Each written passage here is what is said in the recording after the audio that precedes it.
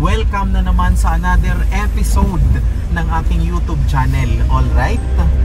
Ang ibabahagi ko sa inyo ngayon ay isang true to life story, mga kaibigan. Ito ay Halloween special ng aking vlog. Alright?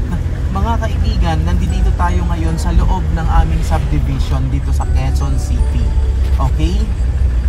Siguro mga kaibigan, 1 week pa lang ang nakakaraan nang masaksihan namin ng aking wife ang kotse na paparada doon sa walang paparadahan. Okay?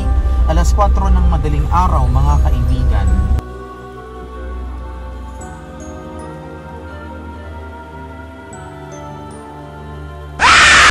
Magti-take ng usted yung aking pangalawang anak. Ihahatid namin siya sa kanyang school. Okay? Dito mismo mga kaibigan sa intersection ho na ito.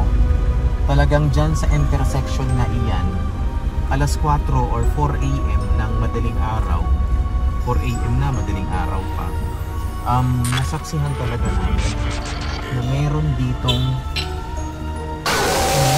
mga kaibigan sasakyan na pumasok dyan. Sedan siya, mga kaibigan. Sedan. Nung una, hindi ko lang pinansin kasi ang akala ko lang mga kaibigan, ako lang ang nakakita. Pero napansin din pala yun ng wife ko. Okay? Nung galing kami sa baba kanina, kasi ang aming tahanan ay galing doon. Nung galing kami doon kanina, nung galing kami doon, merong sasakyan na pumasok doon. Pero nung dumaan kami mga kaibigan paakyat, wala. Kasi mga kaibigan, yung portion ho na iyan ay may harang. Okay, may harang kasi hindi ito pinapaparkingan ng aming subdivision. Kung ano man ang rason ay hindi ho namin alam. Okay? So in other words mga kaibigan, meron talagang nagmumulto dyan. Baka kasi, ito hinala ko lang naman, quote and quote mga kaibigan. Baka kasi way back 1970s or 1960s, baka meron dyan pinatay o whatsoever na hindi pa nakakakuha ng hustisya nung kanyang pagkamatay, kaya nagpapakita siya frequently. Okay?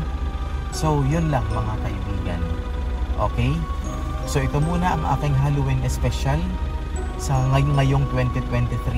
Please do not forget to subscribe and please share mga kaibigan. Thank you.